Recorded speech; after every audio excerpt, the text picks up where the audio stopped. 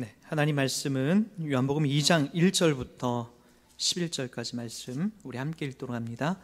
사흘째 되던 날 갈릴리 가나에 혼례가 있어 예수의 어머니도 거기 계시고 예수와 그 제자들도 혼례의 청함을 받았더니 포도주가 떨어진지라. 예수의 어머니가 예수에게 이르되 저들에게 포도주가 없다니. 예수께서 이르시되 여자여 나와 무슨 상관이 있나이까? 내 때가 아직 이르지 아니하였나이다. 그의 어머니가 하인들에게 이르되 너에게 무슨 말씀을 하시든지 그대로 하라 하니라. 거기에 유대인의 정결 예식을 따라 2-3통 드는 동아리 6이 놓였는지라.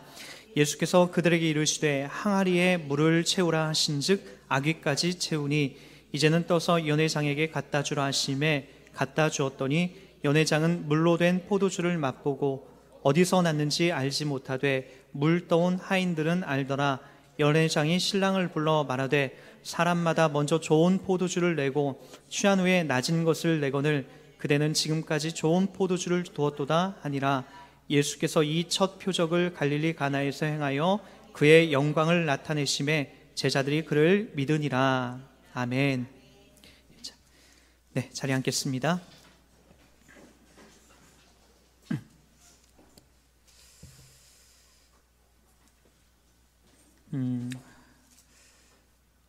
요한복음 1장까지는 우리가 서론과도 같은 내용입니다. 2장부터는 이후부터 이제 총 7가지 이런 표적이 이제 계속해서 나오기 시작합니다. 표적이라고 하는 이 원어는요, 헬라어로 세메이온이라고 합니다. 세메이온이라고 하는 이 뜻은 우리가 어떤 상징적인 의미를 이렇게 내포하고 있는 그런 의미를 말합니다. 예를 들자면 이런 거죠. 우리가 이제 교회 입구에 들어오면은 이제 그 교회라고 하는 그 간판이 있을 겁니다. 뭐 거기 옆에 이제 로고도 있고요. 이제 그걸 보면 우리 교회가 이렇게 그려진다는 거죠.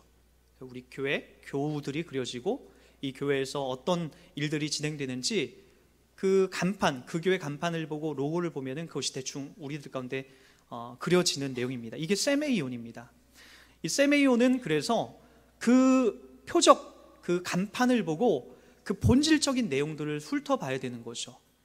그러면 이제 가나안 혼인잔치의 이 첫 번째 표적은 단순히 우리가 이제 이렇게 물을 떠다가 포도주로 바꾸는 표면적으로 드러난 그런 어떤 눈에 보이는 그런 어떤 기적과 표적을 말하려고 하는 게 아니라 그 안에 이제 더 본질적인 내용들을 담고 있다는 겁니다. 여러분들이 이제 그런 것들을 놓치지 않았으면 좋겠어요. 왜냐하면 그런 것들을 놓치게 되면, 제가 이제 자랐던 그 고향이 당진이거든요. 당진에 가면 아주 그 소위 말해서 영빨이 세다라고 하나? 여러분들이 그렇게 이해하는 이제 금식 기도원이 하나 있어요. 거기가 이제 초락도 금식 기도원이라고 하는 데인데, 뭐 거기는 뭐 전국 방방곡곡에서 아주 그냥 유명한 그 어떤 질병을 갖고 있는 사람들이 많이 몰려요. 근데 거기서 이제 어떤 일들이 있냐면, 여러분 뭐 이게 동영상을 찾아봐도 유튜브에도 막 뜨거든요. 목사님이 그 이제 뭐 그 일반 이제 정통적인 교회에서는 이제 그쪽을 이제 이단으로 이제 벌써 그렇게 얘기했죠.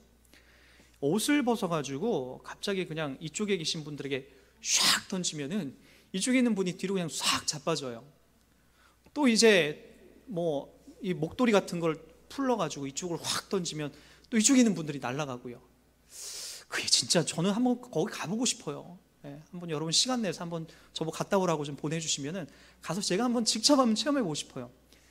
근데 이게 넘어지려고 작정하는 사람들은 그렇게 그냥 뭔지 모르지만 그냥 넘어지는 거고요. 안 넘어져야겠다라고 얘기하는 사람은 안 넘어져요. 여러분 그런 거에 여러분들이 크게 미혹되거나 현혹되지 마세요. 근데 거기서 이제 이분이 어떤 일들 또 행했냐면은, 갑자기 이제 그 같이 옆에서 보조해 주는 사람에게 주전자에다 물을 이제 떠오라고 해요. 물을 떠오라고 해서 이만한 앞에 컵을 하나 놓고 그 컵을에다 물을 줄줄줄 따라요. 그 물을 따라가지고 사람들을 줄 세워가지고 그걸 조금씩 이렇게 마시게 해요. 그랬더니 막 사람들이 갑자기 술 취한 것처럼 막 춤을 추고 깔깔깔깔깔 웃고 막 그런 일들이 막 벌어지더라고요. 이게 바로 성경에 대해서 이 표적 세메이온에 대해서 정확한 이해 없이 여기에 나타나고 있는 이 내용을 보고 그렇게 해석했기 때문에 이런 문제점들이 생기게 되는 거죠. 여러분, 요한복음에는 총 7가지의 이 표적이 등장합니다. 7가지의 표적이 뭐냐면, 맨 처음에 오늘 등장했던 물이 포도주가 되게 한 사건이고요. 두 번째는 왕의 신하들의 아들을 고쳐주는 표적이 나와요. 요한복음 4장 46절부터 54절까지 나오고, 세 번째가 38년 된 반신불수였던 병자를 치유하는 사건이 요한복음 5장 1절부터 9절까지 나옵니다. 여러분 안 보셔도 돼요. 제가 나중에 설교 가운데 여러분 다 설명할 거거든요. 그리고 네 번째가 바로 뭐냐면 5천 명을 먹인 바로 표적이 등장합니다. 요한복음 6장 1절부터 14절까지죠. 다섯 번째가 무리를 거르신 표적이 나와요. 요한복음 6장 16절부터 21절까지입니다. 그리고 여섯 번째가 태어날 때부터 소경된 자를 치유하신 표적이 나옵니다. 요한복음 9장 1절부터 12절까지 나오고요. 그리고 일곱 번째가 죽은 나사로를 살리신 표적이 요한복음 11장 1절부터 46절까지 나옵니다. 여러분, 예수님이 이런 표적을 행하시고, 우리가 이제 이 오늘 또 가나안 혼인잔치 자리를 보면 알겠지만, 여기서 물로 포도주 된 사건을 기적을 행하시고 나서 그 다음에 니고데모와의 대화가 나오고, 그 다음에 사마리아 여인과의 대화가 나와요. 그러니까 무슨 얘기냐면은, 표적을 하나 행하시고 다음 표적으로 가신 게 아니라 표적을 행한 그 의미, 그 안에 담고 있는 내용들을 설명하시는 길로 가더라는 거예요. 그럼 여러분들이 오늘 여기서 말하고 있는 세메이온, 이 표적, 이 첫 번째 표적이 어떤 의미를 담고 있는지를 여러분들이 잘 보셔야 성경이 말하고 있는 본질적인 내용들을 여러분이 확인할 수 있다는 거죠. 더욱이 우리가 하나 더 살펴봐야 될 것은, 여러분 1장 29절 처음에 어떻게 시작되죠? 다 같이 볼까요? 시작. 이튿날이라고 시작합니다. 이튿날. 이튿날이라는 뭐예요? 내일을 말하는 거죠. 그러니까 오늘 1장 1절부터 28절까지는 오늘을 상징하는 첫째 날이에요. 그리고 29절부터 34절까지는 둘째 날을 의미하는 거예요. 이걸 여러분 그냥 이렇게 알고 계십시오. 이튿날이니까 둘째 날이죠. 그리고 35절 또 보세요. 또 뭐라고 시작하죠? 또 이튿날이라고 시작합니다. 이 날이 몇째 날이면 셋째 날이에요. 그리고 43절에 보니까 또 몇째 날로 나옵니까? 또 이튿날, 이 날이 넷째 날이에요. 그리고 나서 2장 1절은 뭐라고 시작합니까? 사흘째 되던 날. 넷째 날이 지나고 사흘째 되는 날이니까 이 날이 몇째 날이에요? 일곱째 날이라고요. 일곱째 날, 7일 날. 여러분, 세례 요한이 아니죠. 사도 요한은 여러분 의도적으로 창세기에 있는 그림을 맨 처음부터 데려와요. 그래서 맨 처음에 우리 창세기 1장 1절 보면 태초에 말씀이 계신다. 이 말씀에 하나님과 함께 계셨으니 하면서 첫째 날 지은 게 뭐냐면 빛이라고요. 빛이라는 이런 어떤 모습으로 빛이 존재하는 것을 하나님이 그때 창조하셨더라고요. 그래서 1장 1절부터 몇 절까지예요? 28절까지 보면은 다 빛과 같은 빛에 대한 이야기예요. 그 창조의 의미를 일부러 끌어와요. 그리고 나서 다음날, 그 다음날, 그 다음날까지 가더니 2장 1절에 보니까 7일째 되는 날로 가더라는 거예요. 여러분, 하나님께서 6일 동안 창조하시고 나서 마지막 7일째 된 날 뭐 하셨죠? 안식하셨죠. 안식. 그러니까 7일째 되는 날에 이 개념을 여러분 뭘로 보셔야 되냐면은, 하나님께서 이 날을 축제의 날로, 그리고 회복의 날로, 포도주를 마시는 날로, 그런 축제의 날로 만들어 가시는 그림들로 이걸 이끌어 가신다라고요.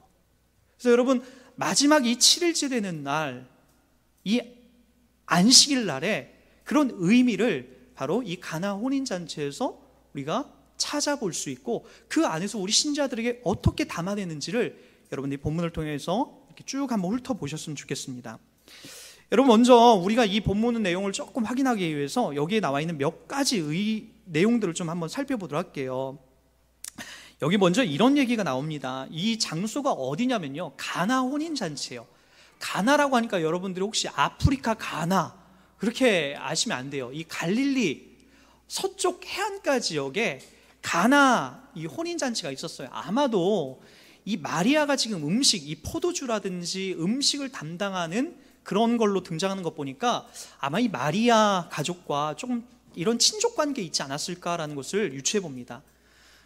우리도 이제 다음 달 되면 이제 결혼하는 이런 두 형제가 있죠. 우리 기정이와 우리 진정 형제, 우리 두 분께서 이제 결혼을 하시죠. 아주 복된 날입니다. 우리식대로 이 결혼은 1시간이면 끝나요. 참 이게 허탈해요. 준비하는 기간은 엄청나게 긴데 잠깐 들어가서 입장해서 주례사 듣고 그리고 사진 찍고 하면 끝이에요. 참 짧게 끝나요. 아쉽고 섭섭하고 어쩌면 허탈하기도 해요. 근데 이렇게 많은 걸 이날을 위해서 이렇게 많이 준비했나. 근데 유대인들의 결혼 풍습은요, 우리와는 전혀 달라요. 이들은 짧게는 7일을 해요. 짧게는 7일 동안 계속 손님들을 맞이하고 계속해서 축제 잔치를 벌입니다. 길게는 2주까지 가요. 그러니까 오늘 이 가나 혼인 잔치에서 결혼식 날 이제 시작한 이 결혼식이 계속해서 진행이 돼야 되는데, 결혼식에 있어서 가장 중요한 게 뭔지 아세요? 우리도 마찬가지지만은 이 술이에요. 술, 포도주예요. 포도주. 올커니 하나님께서 오늘 나에게 자유를 주시는구나, 술 먹는 나에게 광명을 그렇게 해석하면 안 되고요. 여기는 이유가 있어요. 우리야 뭐 물이라든지 뭐 이런 음료들이 많지만, 여기는 이제 지형적인 영향 속에서 이런 음료수나 그런 것들을 얻기가 상당히 어려웠어요. 물이 내리면 석회질의 그런 땅이기 때문에 바로바로 땅속으로 그냥 사라지고 없어져 버리죠. 그래서 이제 이렇게 발효시켜서 그렇게 만들어 놓은 대표적인 이제 음료가 바로 이 포도주였던 거죠. 포도주를 먹으면서 그들이 취하기도 하죠. 당연히 축제의 자리고 기쁨의 자리고, 포도주를 먹으면 즐겁기 때문에, 흥을 돋구기 때문에 잔칫날의 가장 중요한 묘미는 바로 이 포도주를 계속해서 먹는, 그런 끊이지 않게 나와야 되는 그런 상황에 이 결혼식은 가장 중요한 자리에 위치해 있다는 거죠. 그런데 오늘 등장하는 걸 보니까 뭐냐면, 이 포도주가 그만 중간에 끊어지고 말았다는 거예요. 그건 뭐냐면 이제 결혼식 더 이상 못한다라고 하는 그런 중요한 선포와도 같은 거예요. 그때 이제 마리아가 예수님에게 와서 이렇게 물어봅니다. 우리 3절 다 같이 볼까요? 시작. 포도주가 떨어진지라 예수의 어머니가 예수에게 이르되 저들에게 포도주가 없다 하니. 그때 이제 4절에 보면 예수님께서 이렇게 얘기합니다. 다 같이 봅니다. 시작. 예수께서 이르시되 여자여 나와 무슨 상관이 있나이까, 내 때가 아직 이르지 아니하였나이다. 자, 여기서 우리가 이제 예수님이 이렇게 좀 이렇게 아주 자기 어머니를 이렇게 하찮게 여기도 되나, 뭐 그렇게 이제 볼 수도 있는데, 그런 의미가 아니에요. 여기서 말하는 이 여자라고 하는 그 원어적 의미를 찾아가 보면은 상당히 높은 존칭어예요. 그래서 그냥 뭐 여자 그래서 아주 천하게 본 게 아니라 상당히 존칭을 담아낸 이 당시에 그런 표현이라고요. 그러면서 하나 더 얘기하는 것이 뭐냐면은 내 때가 아직 이르지 아니하였다라고 그렇게 얘기해요. 여기서 말하는 때라는 것은 어떤 때라는 걸 말하는 걸까요? 어떤 의미죠? 때, 여기서 어떤 때? 예수님께서 이 이후에도 나의 때가 아직 이르지 아니하였다, 나의 때가 아직 이르지 아니하였다라고 하면서 계속해서 반복적으로 계속해서 앞으로 우리가 성경을 보겠지만 담아냅니다. 이 때라는 것은 예수 그리스도께서 십자가에서 죽으시고 부활하신 그 날을 의미하는 겁니다. 예수님께서 이 땅에 오셔서 십자가에 못 박혀 죽으시고 부활하시는 그 길로 가셔야 되는 것을 당연히 우리가 그분을 통해서 받아내고 있는 복음의 진리입니다. 그리고 앞으로도 이 초점에 예수님이 계속해서 서 나가십니다. 근데 여기 마리아가 뭘 요청한 거냐면은, 좀 마리아는 이 잔치 속에서 이 내용이, 이 잔치가 끊어지지 않도록 우리 인간들이 이 땅에서 누리고 있는 이 즐거움을 계속해서 유지해 주십시오라고 하는 그런 요청이었다면, 예수님이 지금 바라보시고 이야기하는 것은 마리아 어머니가 요청한 그 육신적으로 포도주를 먹어서 이 잔치의 흥을 돋구는 그런 자리가 아니라 예수님이 만드시는 새로운 때를 말하는 거죠. 십자가의 대속으로 말미암아서 그분이 흘려주신 보혈의 피로써 우리가 누리게 되는 그 참된 때, 그 본질, 그 우리가 자유함을 얻게 되는 그 날을 말하는 거죠. 그러니까 우리 인간들이 보는 한계점 항상 어디예요?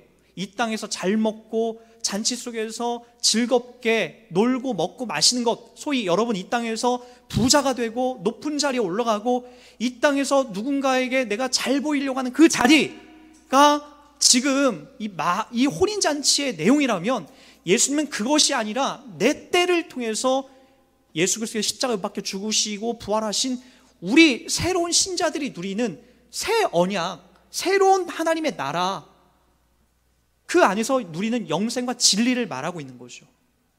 그래서 여기서 예수님이 이 내용을 여러분 이렇게 이해하셔도 됩니다. 예수님에게 좀 포도주를 어떻게 구해 주십시오, 사오시든지 아니면 좀 이렇게 좀 어떻게 하시든지 해 주십시오라고 얘기할 때에 예수님은 사람들이 구하는 그것은 내가 줄 수 없다. 그러나 내가 새로운 것으로 내가 줄고자 하는 그 새로운 것으로 너희들에게 좀 허락하겠다. 그것이 뭡니까? 우리 그 다음부터 내용하는 6절부터 암시하고 있는 이런 내용입니다. 6절 우리 다 같이 보도록 할까요? 시작. 거기에 유대인의 정결 예식을 따라 두세 통 드는 돌 항아리 6이 놓여 있는지라. 자, 여기 아주 유대인들의 이 맹점을 지적하고 있는 내용들이 나와요. 거기에 유대인들의 정결 예식이 뭐죠? 유대인들은요, 음식을 먹기 전에 또는 어디에 외출하고 들어왔을 때에 항상 유대인의 그 장로들의 유대에 의해서 그들은 손을 닦거나 발을 씻고 그들은 음식 또는 연회장에 들어가게 됐었어요. 근데 여기 보세요. 그 물 항아리에, 바로 그 물 항아리거든요. 커다란 물 항아리를 담아놨다는 건 뭐냐면은 그걸 통해서 손을 씻고 발을 씻고 연회장으로 들어가는 그 상징적인 그 내용을 말하는 거예요. 근데 그 물 항아리에 지금 뭐가 없는 거예요? 물이 하나도 없는 거예요. 이들이 얼마나 본인들이 만들어낸 장로의 유전조차도 지키지 않는 이런 맹점 속에 있었는지를 보라는 거예요. 인간들은 그래요. 이 땅에서 아주 고상한 윤리, 도덕적인 내용을 만들어 놓고 그걸 지킬 수 있는 몇 사람만 지켜서 훌륭한 자리를 만들어내려고 하고 못 지킨 사람 다 정죄해버리고 말아요. 인간 자체가 그렇다라는 거예요. 물 항아리가 다 비어져 있다는 것은 그것조차도 지들이 만들어 놓은 규례와 율례와 그리고 구별해 놓은 것조차도 지키지 못하는 그런 수준 낮은 사람들이 우리 인간들이라는 거예요. 맞죠? 그럼요, 맞아요. 네, 우리 인간들이 그런 자리에 늘 서 있게 됩니다. 근데 오늘 예수님이 뭘 얘기하시냐면은, 그리고 이 물 항아리 개수를 보세요. 성경에서 특히나 이 세례 요한은, 그 사도 요한은요, 상당히 그 섬세함을 갖고 있어요. 그래서 첫째 날, 둘째 날, 셋째 날, 넷째 날 그런 것도 잘 기록해 놓지만 물 항아리가 몇 개가 있는지도 다 기록을 해놔요. 우리 심지어는 나중에 예수님 십자가에 못 박혀 죽으시고 부활하셔서 베드로가 내 인생 이제 끝났다, 예수님 부인하고 내가 무슨 염치로 예수님 보냐 라고 하면서 에이, 갈릴리 바닷가 가서 다시 내가 물고기나 잡아야 되겠다 라고 하고 물고기를 잡아서 끌어올렸는데, 그때 물고기가 몇 마리 잡히죠? 그게 요한복음에 나와요. 몇 마리가 잡힙니까? 153마리가 나와요. 그래서 여러분, 모나미 볼펜 그 153마리가 모나미 153 볼펜이 거기에서 이제 따온 거예요. 모나미 볼펜 많이 쓰세요, 여러분. 예. 근데 여러분, 그래서 이 요한은요, 사도 요한은요, 상당히 이 숫자에 대한 아주 예민한 컨택을 하고 있어요. 그 중에 오늘 물 항아리 6개는 아까도 얘기했지만 유대인들이 지키지 못할 그 본인들의 어떤 장례, 유전도 지키지 못한 그 물 항아리 비어져 있다는 그 내용을 설명하는 것과 동시에 또 6개라고 하는 것을 설명을 합니다. 6개. 4개도 아니고 5개도 아니고 6개예요. 여러분, 성경에서 말할 때 보통 히브리인들은 1 하면 상징하는 게 있어요. 이 1은 완벽한 하나님을 상징합니다. 3은요, 보통 성부와 성자와 성령 삼위일체를 상징합니다. 4는 인간, 땅의 숫자라고 해서 사망과 멸망을 상징하고요. 그리고 6은 바로 불완전한 숫자를 상징하는 거예요. 안식일에 아직 들어가지 못한 인간들 편에서 불완전한 숫자가 바로 6인 거죠. 6. 7은요, 안식, 완벽한 의미를 상징하고 하나님께서 완벽하게 만들어 놓은 바로 7, 완벽한 하나님의 나라를 상징하는 숫자가 7인 거죠. 12, 바로 12도 구약의 이스라엘 백성과 신약의 12제자 12, 바로 하나님께서 신약교회를 상징하는 그런 의미를 숫자 속에 그들은 다 내포하고 있어요. 자, 오늘 6이 뭐라고 했죠? 불완전한 숫자. 물 항아리에 물이 있어야 되는데 물도 없고, 그리고 6개가 있다라고 하는 것은 바로 이 불완전한 인간들의 연약한 내용을 담고 있고 보여주고 있는 그런 그림을 말하고 있는 거죠. 그 내용 앞에 누가 지금 뭐라고 말씀하시죠? 예수님이 가서 뭐하라? 물을 떠와라. 물을 떠다가 그 물 항아리에 가득 부어라. 가득 부어라라고 얘기합니다. 6개의 물 항아리가 가득 채워져요. 그리고 나서 어떤 일이 벌어지는 겁니까? 자, 이제는 떠서 연회장에 갖다 주라 하심에 갖다 주었더니 라고 얘기합니다. 여러분, 물이 가득 찬 그 내용에 이제 그 연회장에 포도주가 없으니까 그걸 갖다 주니까 사람들의 반응이 나와요. 사람들의 반응이 나오는데, 자, 우리 9절 말씀 다 같이 봅니다. 시작. 연회장은 물로 된 포도주를 맛보고도 어디서 났는지 알지 못하되 물 떠온 하인들은 알더라. 연회장이 신랑을 불러 말하되 사람마다 먼저 좋은 포도주를 내고 취한 후에 낮은 것을 내거늘 그대는 지금까지 좋은 포도주를 두었도다 하니라. 여러분, 아마도 잔칫날에 처음에 시작할 때는 다 좋은 포도주를 내죠. 한번 맛보고, 야, 이렇게 맛있는 포도. 그게 우리 집안 결혼식 할 때 자랑이죠. 여러분들도 결혼식 할 때 왜 이렇게 손님 접다에 피로연 음식에 이렇게 공을 들이는지 아십니까? 손님들이 맛보고, 야, 음식 진짜 좋았어. 그 내용 때문에 그런 거죠. 마찬가지요. 연회장에 이 혼인잔치에 포도주에 맨 좋은 것은, 가장 맛있는 것은 맨 처음에 내온다고요. 사람이 알딸딸하게 취한 다음에 그 다음에 질 낮은 포도주를 그 다음에 내오는 거였어요. 그런데 오늘 이 맛본 사람들이 이 포도주가, 예수님이 만들어준 포도주가 얼마나 맛있는지 취한 다음에도 그들이 그것을 다 판단할 정도로, 그 정도로 전혀 과거와는 다른 아주 색다른 맛이었다라는 거예요.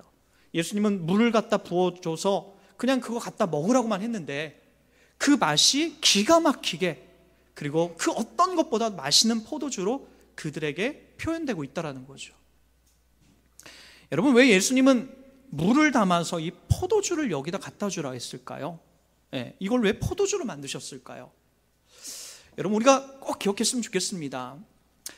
우리가 6일째 되는 날 수고하고 7일째 되는 안식일 하나님 나라에 들어가는 것은 우리 인간들의 어떤 노력이나 힘의 공력에 의해서 들어갈 수 있는 게 아닙니다. 오늘 이 축제에 전혀 다른 새로운 분위기로 이들이 만들어졌던 것은 바로 7일째 그 포도주를 맛보고 이들은 더 흥이 나고 전혀 과거에 맛보지 못한 새로운 포도주라고 그들은 기뻐하고 자부합니다. 여러분, 이것이 상징하는 것이 뭘까요? 우리 한번 마태복음 26장으로 한번 가보도록 하겠습니다. 마태복음 26장입니다.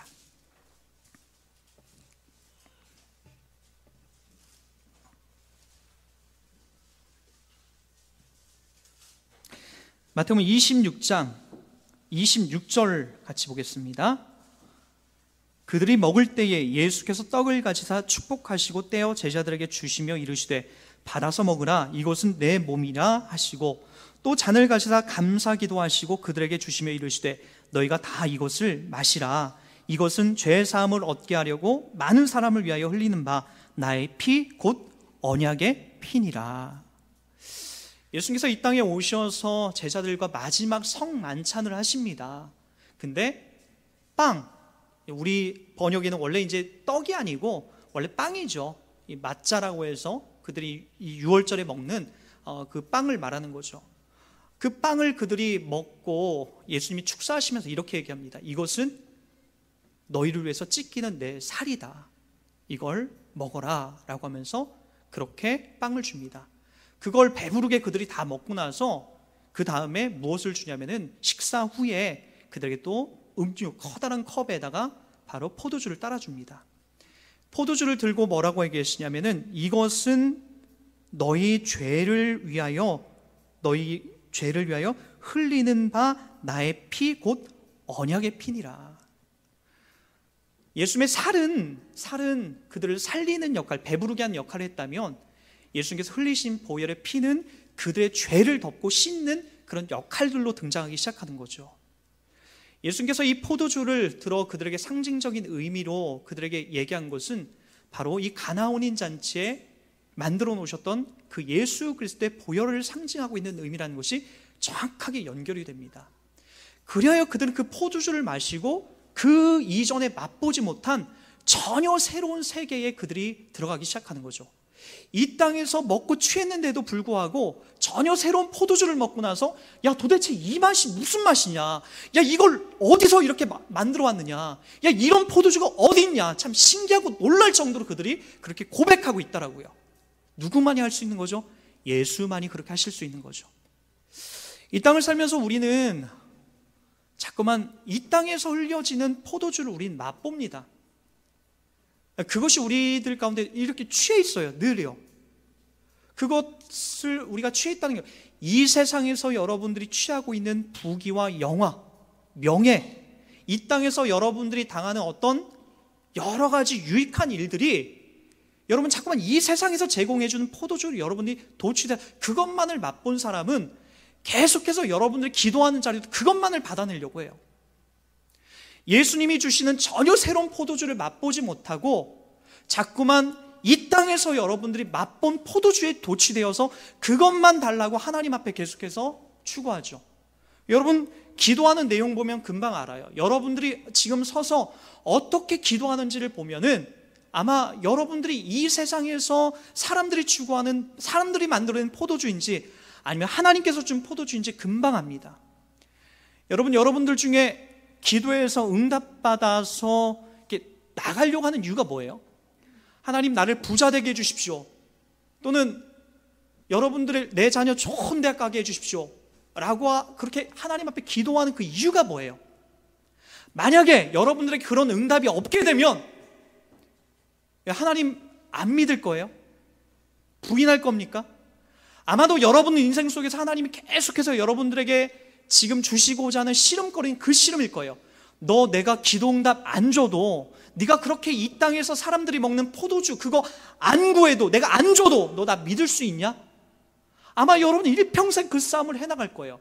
물론 하나님이 때때로 우리들 가운데 그런 걸 안 주시진 않으세요. 필요에 의해서 적절하게 하나님이 주실 때가 있죠. 그러나 하나님이 어떤 사람에게 그런 걸 주시냐면 그거 먹고 그거 받아 누리고 그리고 다음에 하나님이 그거 안 주면 난 더 이상 하나님 못 쫓아가고 안 믿어, 못 믿겠습니다 라고 하는 사람에게는 여러분 더 이상 하나님이 상대를 안 하십니다. 반면에 여러분 그걸 꼭 아셔야 될 거예요. 하나님께서 여러분들에게 기도 응답거리, 여러분들에게 하나님 앞에 기도할 거리를 주시면서 여러분 기도에 나가는데 그것이 응답이 안 돼요. 정말 미치도록 질리도록 응답이 안 돼요. 그래도 하나님의 신자는 뭐냐면은 그 자리에 서서도 여전히 하나님의 뜻과 계획을 기다리는 사람들이더라고요. 여러분 사도 바울도 그런 자리에 늘 섰었죠. 눈에 보이는 이 땅의 포도주를 사도 바울도 구했어요. 주님, 제 마음에 제 몸에 질병이 있습니다. 그게 안질인지 우린 간질인지 잘 몰라요. 네, 우리가 한번 쉽게 한번 간질이라고 한번 생각해 봅시다. 열심히 저처럼 여기서 설교하다가 복음 전하다가 많은 사람들에게 지금 하나님 얘기를 하고 있는 클라이막스에서 갑자기 그가 어떤 일을 벌어지면 간질이 와가지고 거품을 흘리면서 떼굴떼굴 굴러와요. 여기서 예수님을 증거하고 있는데, 예수의 복음을 전하고 있는데 떼굴떼굴 굴르면서 거품을 흘리더라는 거예요. 그거 사도 바울이 갖고 있는데 하나님 앞에 주님 복음 전하고 예수를 전하는데 이것이 나에게 방해거리가 됩니다. 가시거리가 됩니다. 주님 이 문제 좀 해결해 주십시오라고 기도했어요. 복음 전하는데 당연히 하나님 앞에 기도했죠. 이거 해결해 줘야 되는 거 아닌가? 마땅한 기도라고요. 우리 신자들이 할 수 있는 기도라고요. 하늘에서 하나님의 음성이 들립니다. 뭐라고 하죠? 네 은혜가 내게 족하도다. 네가 약한 그때에 하나님의 은혜가 그때 흘러나오는 거다. 바울아 착각하지 마라. 네가 고쳐져야 복음이 전하는 게 아니야. 그 복음은 내가 만들어가는 거야. 네가 거기서 간질을 해도 내가 그 복음을 만들어가는 거야. 사람들 마음에 내가 뚫고 들어가는 거야. 네가 하는 게 아니야. 넌 그냥 도구야. 그렇게 간질을 하고 거기서 굴르고 그렇게 죽어도 괜찮아, 없어져도 괜찮아. 신자의 삶이 그 삶이라고요. 간혹 우리는 억울한 일을 당하면서 하나님 앞에 하소연을 합니다. 해야죠. 예전에 제가 한 영화를 봤는데 이런 장면이 나와요. 한 아이가 유괴를 당했어요. 유괴를 돼서 이 하나님 앞에 계속해서 기도를 했죠. 기도를 하고 아주 부잣집 아이인데 유괴를 당했는데 뭐 그놈 목소리라는 그 영화 있잖아요. 근데 거기에서 제가 인상 깊었던 게 뭐냐면은 나중에 그 아이가 죽은 시체로 들어와요. 죽은 게 발견이 됩니다. 근데 그때 어떤 일이 벌어지게 되냐면은 그 엄마가 방에 들어가서 성경책을 박박박박 찢어요. 한 장, 두 장, 박박박박 찢어요. 왜 내 기도 안 들어줬냐는 거죠. 하나님 내 아들 살려내라고, 내 아들 돌려달라고 간절히 기도했는데 왜 하나님 살려내지 않았냐는 거예요. 하나님이 어디 있냐라고 성경책 찢어버리는 거죠. 여러분, 우리가 매일같이 당하는 유혹과 시험의 자리 그 자리일걸요.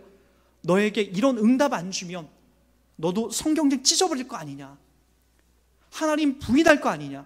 우리가 늘 유혹받는 자리 그 자리예요. 여러분 알아요. 저도 자녀를 낳아보니까 이런 부분은 쉽게 설명할 수 있는 게 아니에요. 저도 제 자녀가 유괴를 당해서 만약에 시체로 나타난다고 하면 그거 어떻게 참습니까? 못 참죠. 나도 내 몸 갖고 막 어떻게 미칠 것 같아요. 그러나 정신을 차려야죠. 우리가 정신을 차리고 다시 왜 이런 문제가 나에게 생겼는지 다시 한번 확인을 해봐야 되는 거죠. 2006년도일 거예요. 청주에서 이런 일들이 한 번 또 있었죠. 청주에서 횡단보도를 건너가는 한 아이가 막 제대해서 승합차 스타렉스를 몰고 가는 한 사람으로부터 이렇게 횡단보도에서 새벽 아침에 이렇게 받고 말았어요. 23살, 24살 먹은 청년이 그냥 그 아이를 발견하지 못하고 그냥 밟아버렸죠. 알고 보니까 이 친구 또 음주운전까지 했어요. 밤새 제대 기념으로 먹었던 술이 채 깨지도 않은 상태에서 아침에 차를 몰고 나갔던 거죠. 그 아버지가 신실한, 어머니도 기독교 신자였습니다. 이 아들이 외동 아들이었고 38살에 뒤늦게 늦게 난 아들이었어요. 초등학교 5학년에서 이제 더 멋있는 일들, 음악도 잘하고 교회도 얼마나 잘 다녔고 예뻤는지 몰라요. 남자이지만. 근데 거기서 그렇고 나서 어머니는 실신했어요. 그리고 그 충격에 다른 병원에 입원했고요. 아버지가 이 문제를 해결하려고 하는데 도저히 이게 안 잡히는 거예요. 그의 부모님들이, 가해자 부모님들이 와서 그의 집을 녹화하기 시작합니다. 한겨울에. 문 좀 열어주세요. 이 사람이 난 더 이상 당신 아들로 인해서 생긴 이 문제를 더 이상 볼 게 없습니다. 그 문 닫아버립니다. 그리고 5시간이 지나서 밖에 나가려고 했더니 거기에 그 가해자 아버지와 어머니가 그대로 그 엄동설 안에 5시간 동안 거기에 서 있었다라고 해요. 그 모습을 보고 들어오라고 해서 용서의 틈을 이제 보이기 시작합니다. 그러고 나서 그에 대한 하나님의 음성 속에서 하나님께서 용서하고 이해하라고 하는, 그리고 사랑하라고 하는 그런 내용을 자기는 싫지만 예수 믿는 그 내용 안에서 바로 그 은혜와 은총, 하나님의 계획을 맛보고 그렇게 용서하기로 작정하고 아내에게 찾아가요. 아내에게 찾아가서 어떻게 하냐면 용서해 주라고 이렇게 얘기하는데 때마침 아내 역시도 그 비몽사몽간에 우리가 그 사람 용서하고 그리고 그 사람을 위해서 우리 예수님을 전하자라고 하는 것은 그렇게 흘러가요. 여러분, 이것이 무슨 공상과학소설이 아니라 여러분들의 이웃, 예수 믿는 이웃들, 저와 같은 똑같은 사람이 자식을 잃고 외아들을 잃고 담아내고 있는 표현이라고요. 누구는 성경책 박박박박 찍고 왜 내 기도 응답 안 들어주셨냐고 하는 반면에 어느 자리에서는 자기 자식 음주운전 차에 치여 죽었는데 그 사람 용서해 주겠다라고 마음에서 분노가 일으키죠. 이성적으로 그것이 움직이지 않지만 마음속에서 그런 마음으로, 그런 행동으로 움직이기 시작하더라는 거예요. 예수님이 맛봐주신, 예수님이 만들어주신 참된 포도주를 맛본 사람은 그 길로 가더라는 거예요. 여러분들은 도대체 어떤 포도주를 먹고 있습니까? 이 세상 명예, 돈, 이 세상에서 여러분 알아주는 것, 이 세상에서 사람들이 나를 괜찮다고 바라봐주는 것, 그 자리입니까? 세상 사람들이 만드는 그 포도주를 맛보면서 여러분 여전히 좋다라고 도취되어 있는 여러분들 아닙니까? 여전히 돈이면 신앙도 양보할 만한 그런 존재로 여러분 서 있지 않습니까? 그 자리는 금방 끝나고 말아요. 그 자리에는 하나님의 영광이 없습니다. 오늘 요한복음 2장 11절에 보니까 이런 말씀이 나옵니다. 예수께서 이 첫 표적을 갈릴리 가나에서 행하매 그의 영광을 나타내심에 제자들이 그를 믿으니라. 누구의 영광이라고요? 하나님의 영광을 나타내는 거라고요. 그 삶이 주님이 만들어주신 이 포도주를 먹고 마시는 것이 바로 하나님의 영광을 나타내는 거라고요. 그래서 그 일들 때문에 그 누군가에게 또 이 복음과 이 생명력이, 이 포도주가 또 뿌려지는 거죠. 여러분, 저는 여러분이 힘들고 고된 이 세상을 살면서 주님이 만들어주신, 주님이 흘려주신 이 포도주를 맛보고 살아가는 여러분 인생이 되길 바랍니다. 그 포도주를 맛본 여러분들이라면 이 땅 가운데서 말할 수 없는 알 수 없는 여러 가지 환경과 어려움 속에서도 납득이 가고 이해가 가요. 끄덕여져요. 그렇구나, 하나님이 나를 붙잡고 계셨구나, 나를 놓지 않고 계셨구나. 그것이 이해가고 인정이 갑니다. 모쪼록 우리 교우 모든 분들은 바로 세상 사람들이 만들어 놓은 이 포도주가 아니라, 그곳에서 우리 도취되어 그냥 끝나버린 게 아니라 영원히 우리를 목마르지 않게 해주시고 우리를 영원히 하나님 나라로 이끌어 가시는 이 포도주에 우리의 몸을 담고, 그럼 이 땅의 신앙생활을 담대히 주님을 신뢰하면서 해나가는 여러분의 인생 되길 주의 이름 부탁드리겠습니다.